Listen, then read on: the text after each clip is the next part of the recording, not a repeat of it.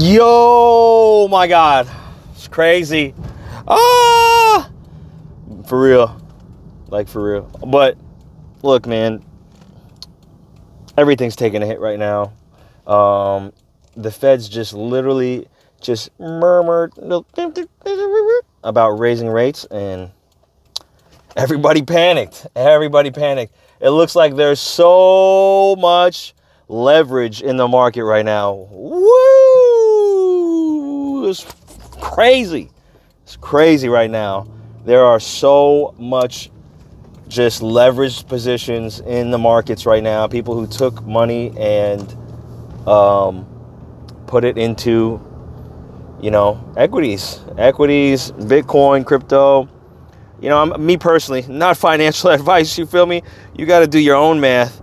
But, unless I was taking a loan at 100% per year, burying a loan in crypto would probably be the safest thing I could do. It would probably be even safer than if I were to use those funds for, my business or something. You know what I mean? It'd probably be safer than that, especially if I had the loan if the life of the loan was longer than 5 years, then no question, to me, in the math that I do, even if you bought it at 60K, the safest place for it to be would be crypto. So it seems like a lot of people are panicking, especially in the equities market. I mean, when you see the stock market tank like it did, that's really not a good sign for markets overall. It sucks that Bitcoin right now is highly correlated to the stock market, but it makes sense because there's a lot of institutional players right now. There's a lot of institutional assets under management. And so, if you think that they're going to play stocks any differently than they're going to play Bitcoin, they're just going to do what they know. It's kind of like a boxer. If he likes to throw the jab and circle to his left, that's what he's going to do, especially when he gets hit, when he gets smacked, he might throw that jab out there and then circle to the left, maybe forget about keeping his hand up or something, but, that's what he's going to do. So that's what these guys do. We're seeing the same pattern basically play out across all the markets. Gold took a hit. Silver, oh my gosh, silver took a hit. I think there's a lot of printed money out there. There's a lot of PPP loans out there. There's a lot of, just loans, man. There's been a ton of free money. 1% interest rates. Come on, man. People are gonna flood. Anybody with a decent verifiable income and a credit score above 680, probably gonna get approved. You know what I'm saying? At 1% interest rates. Typically, when interest rates are super low, when it's really then it becomes really easy to get money. Anybody can qualify. And then what? If your profile didn't look so good, they just bump your interest rate up, a point or two. You know what I mean? So, but I digress. So, what am I doing? I think that unless there is some kind of miraculous bounce for Bitcoin, I do think Bitcoin is going to recover much faster than traditional markets. But I also think that we haven't seen the worst of it yet. I think we have some more pain in store to go. Me personally, that's what I think. I could be totally wrong. You know what I mean? If you can afford to hodl, I would just hodl. I would just hodl all the way through. You know what I mean? I want to keep the money moving. Buying and selling is not a big deal to me. But at this point, I feel like there's opportunity in the VV NFT marketplace, and I don't want to be sitting here for another 2 to 3 weeks, a month, bouncing around in these levels and just watching, Batman's or Superman or Spider-Man's or Wonder Woman's NFT that I could have bought for $200 go to $2,000. I just don't want to do that. I don't want to do that. I want to take some of my dough that, and to be honest, I am at a loss from my all-time high of my portfolio. We were there before. You feel me? But I'm still up. still way, way up. Like, stupid up. You know what I mean? So, I'm not, to me, like me personally, I'm not really tripping. This is the advantage of playing a multi-year strategy, you know, playing long-term. This is like an extreme advantage. You know, I've been in it for 5 years. You know what I'm saying? Like, I've been buying, I buy at all levels. You know what I'm saying? No, there's no level I don't buy at. You know what I mean? I buy it all the time, all levels, okay? My price history is like literally whenever you looked at Bitcoin and it was that price, I probably bought at that level somewhere, sometime. You know what I mean? And so I'm not really tripping, man. Like, it's not a big deal for me. I do want to bust some moves. You know what I mean? I do want to stay a little nimble and frisky with it, you know, so I can take advantage of some things. But in the long run, though, we're pretty good, man. Pretty good, doing pretty well. You know what I'm saying? But that's me, right? Like, if you just bought in this past year, man, welcome to crypto. Congratulations. You know what I mean? You're really getting a crash course here. You know what I mean? Like, this is the accelerated program, but this is what it is like. It is like this, you know? And if you can play a multi-year strategy, I know it's tough, man. Look, I wanted Bitcoin to go to 100K and 200K. The leveraged market, the futures market for Bitcoin on BitMEX, I mean, it is like the devil's playground, bro. Like, people are on there putting long positions on Bitcoin, and, you know, these long positions are like $200 million worth of long positions. You know what I'm saying? $400 million worth of long positions. If I was a whale, bro, hell yeah, I would tank it. Hell yeah.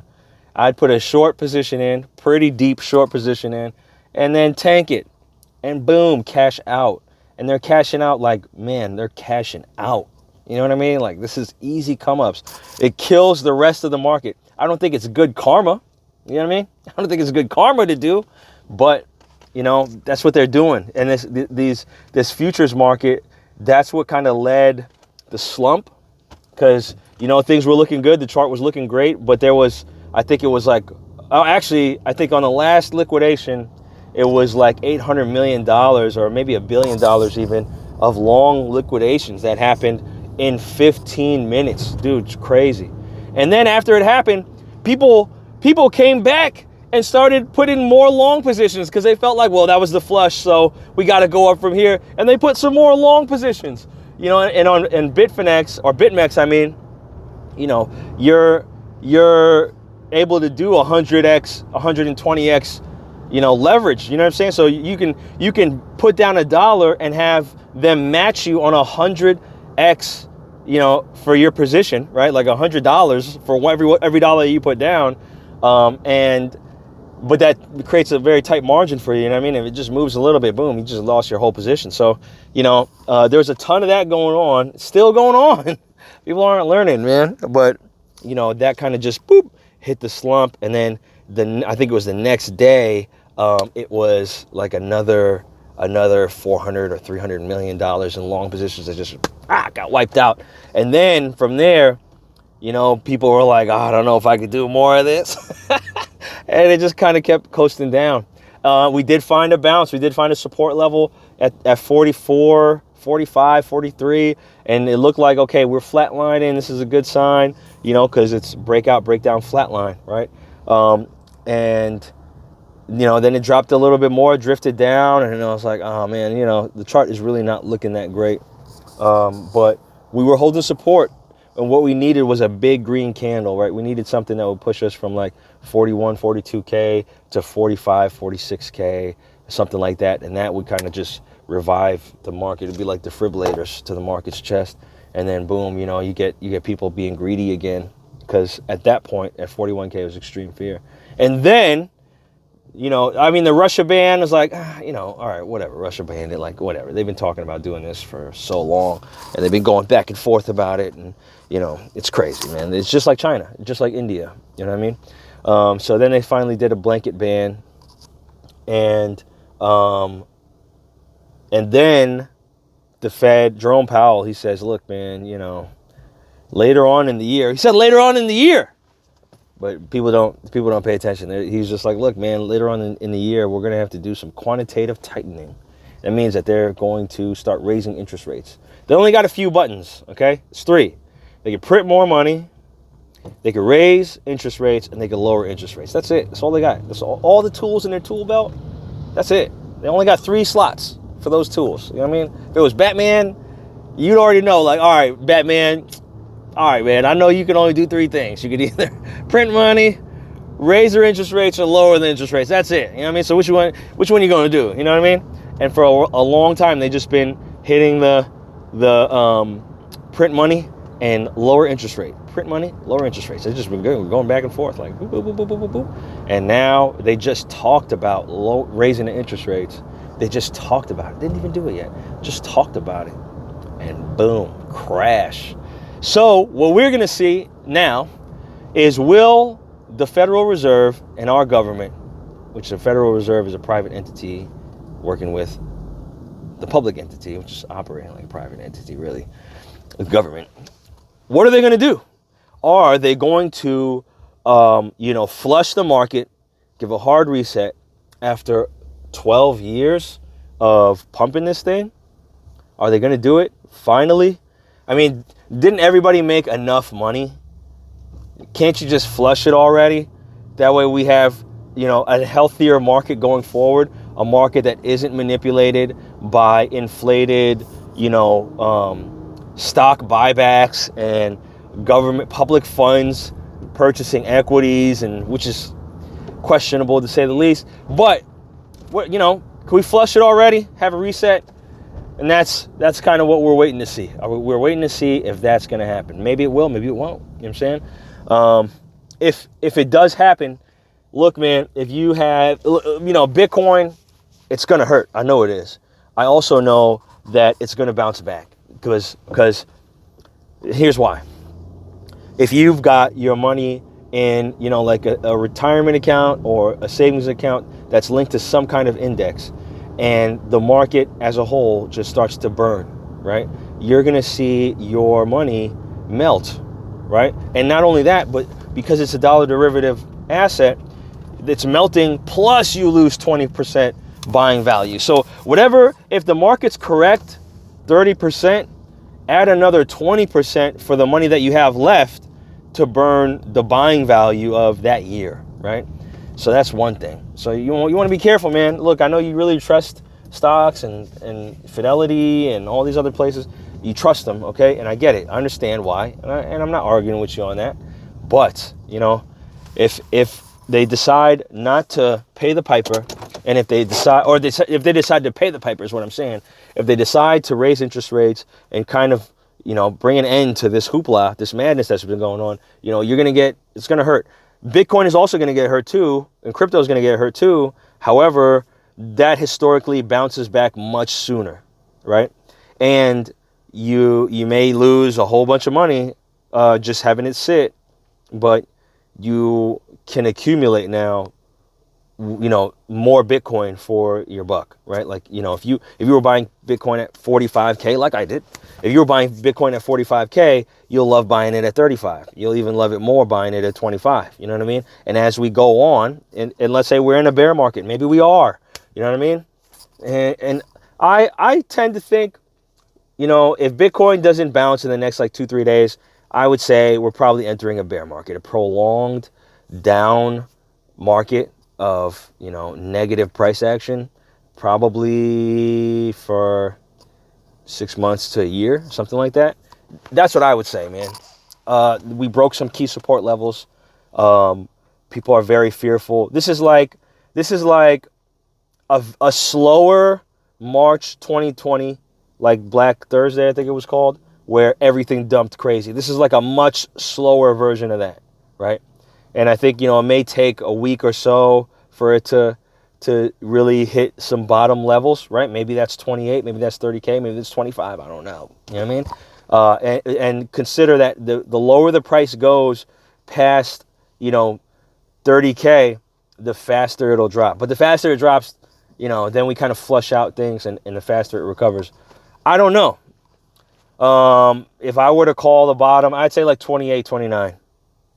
I'd say maybe 27. 27K is the bottom. If it even goes that low, I have no idea if it's going to go that low.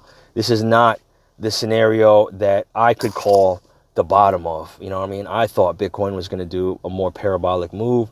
I didn't think that Jerome Powell would come out with an announcement like this. Maybe they were just testing the market, see how the market will react. Maybe he'll listen to his masters about, keeping the money printing going, because they don't want to see, their stocks dump, and the value of their stocks dump. Maybe they'll dump a whole bunch of stock, in light of that actually happening later on. Who knows? Who knows? But those are some scenarios I'm throwing out there. However, Bitcoin and crypto typically will bounce much sooner than the traditional markets. The other thing is, as the U.S. government plays more of these games with your money, it's your money too, bro. And these other countries that rely on their U.S. dollar reserves, right? The more they play games with this money, everybody's money, the worse, it leaves a bad taste in everybody's mouth. And they want to look for an alternative. And the 2021 market has been a great commercial for, Bitcoin and crypto and an alternative universe where you're not, under the control of the Fed. Yeah, are the markets correlated? For sure. However, if we're playing short term, like if you think very short term about it, okay, you win. I have nothing to beat you on for that. But if you look long term, if you look long term at the adoption of this technology, I mean, every country around the world eventually is going to adopt this technology, because there's no alternative to the dollar. There is no alternative to the dollar. There is no alternative to the dollar except Bitcoin. All right. And so with Bitcoin, because nobody controls it, nobody runs it, you know what I mean? Anybody can hop in, buy a whole bunch. El Salvador, poor country, one of the poorest countries in the world, and still bought 400 Bitcoin, while everybody was panic selling, still bought 400 Bitcoin. You know what I mean? And so, when it goes up, like that's an insane amount of money. You know what I'm saying? Like that's $100,000 for every Bitcoin. If Bitcoin goes to $100,000, which I really think it will. If you add up all of the equities markets, if you add up all the value, all the money that's out there, I forgot the number. Somebody did the math on Twitter. If you add up everything that's out there, all the money that's out there, all the financial markets anyway, if you add up all that money, okay, and if just 3% of all that money enters the crypto space, right? Just 3% of all that money enters the crypto space, you're talking about $1 million Bitcoin. At 1%, you're talking about a $337,000 Bitcoin. You telling me that 0.3% won't make it in? Like, bro, you're tripping. You're crazy. You're a lunatic. You know what I mean? And you don't know what you're talking about. So, I know it's scary right now. Yo, hodling. Yo, as a hodler, as someone who's hodled, bro, 100, it's tough. It's really tough. It is not easy. It's not for the faint of heart. You know what I mean? And so, if you feel like you have to sell for your mental health, man, I get it. I understand. You know what I'm saying? But at the same time, man, if you can afford to hodl through, I would hodl through, man. Or you want to jump in these VV NFTs? Yo, I'm saying, man, it's Marvel, Disney, Star Wars. You know what I mean? DC, like it's already things that are already valuable in the real world. They just made NFTs for them. I would do that.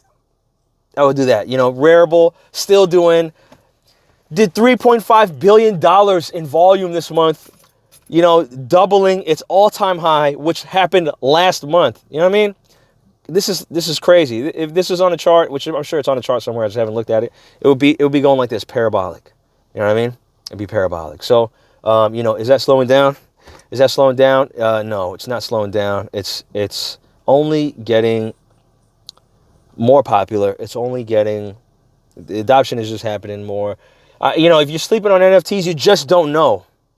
You just don't know about NFTs. That's the only reason why you're sleeping on them, man. Because if you knew about NFTs, you wouldn't sleep on them, and you just jump into them and start learning about them and getting familiar with it. You know what I mean? And it's clear that the NFT market, as of right now, is uncorrelated to the Bitcoin market. Does it? Is there a little bit of drag with it? Yeah, sure. You know what I mean? As the price of Ethereum drops, we've seen a drop in the price of some of these NFTs and whatnot. It's true. But overall, if you're a nerd, if this is what you like, man, if you like play to earn gaming, you really should take a look at this stuff, especially while Bitcoin and crypto is kind of in this lull to the downward slope. You know what I mean? It is what it is, right? Am I sounding the alarm? I'm not really sounding the alarm. I'm kind of sounding the alarm a little bit, maybe a little bit. I don't know. I'm like at the alarm lever, right? And I'm like, oh, man, should I sound the alarm or should I not? You know what I mean? It's like one of those things. I'll tell you what, man. If we duck under 30K, no, I'll tell you what. If next week, if the equities market, the stock market, if that looks like it's taking a deeper plunge, you know what I mean? Then yeah, I think we're entering the bear. I think we're in the bear, the B word. I think we're gonna see a down market in crypto and it drop and drop and drop for maybe 6 months, 7 months, 8 months, a year before we hit the bottom. Probably like 6 months. I think like 6 months, because there's still, you see, for the institutions that haven't jumped in yet, and the regular folks that haven't jumped in yet, a low priced Bitcoin is extremely attractive. You know what I mean? If you see Bitcoin at 22, 23K, you know what I mean? It's extremely attractive. And I broke up my positions in XRP, my XRP position, broke that up crazy into 4 different spots. And I'm glad I did that. I probably should have done that way sooner, but I really thought that this XRP thing would be over with sooner, but I was wrong. But when I did that, 2 of my positions did very well. You know what I'm saying? Did extremely well. Grew the portfolio quite a bit. So, don't be afraid to make, changes. As new information comes in, make some changes. It's okay. You know what I mean? I know that there's this like big hodl mentality. And for me, like that's hodl crypto. Like hodling crypto, that's the thing, right? I still have Luna and Polkadot, right? And some other stuff. Still got some shit, you know what I'm saying? Still got a bunch of other coins. But, I'm just saying, you want to make a decision based on the information that you have at the time, all right? I think that a low-priced Bitcoin, 22, 23, 25, 18 would be very attractive for institutional investors and people who've been sitting on the sidelines, and they'll buy then. And so once you have that buying pressure, especially after people, really don't like how manipulation occurs, I'm sure we're going to see some people get bailed out as financial turmoil ensues. We're going to see a bunch of policies that we don't really necessarily like, and we just won't want to play that game anymore. More and more people every day are waking up saying, I just don't want to play this US dollar game anymore, man. It sucks, man. I don't want to play this anymore. It's not fair. You know what I mean? And so as more and more people do that, crypto. At a low price, crypto looks attractive. Plus, the decentralized nature of it and censorship resistance of it, it looks great. That's all I got for you, man. I'm sorry. I thought it was going to be a much more spectacular end of the year, beginning of the year. But alas, the government once again steps in. Whatever. It's whatever. It's just that people are very much tied to equities markets who are also in crypto. You know what I mean? So yeah, man, that's my 2 cents. Let's see how these next few days go. Let's see. And then we'll figure it out. You know what I mean? All right. Love you. Peace.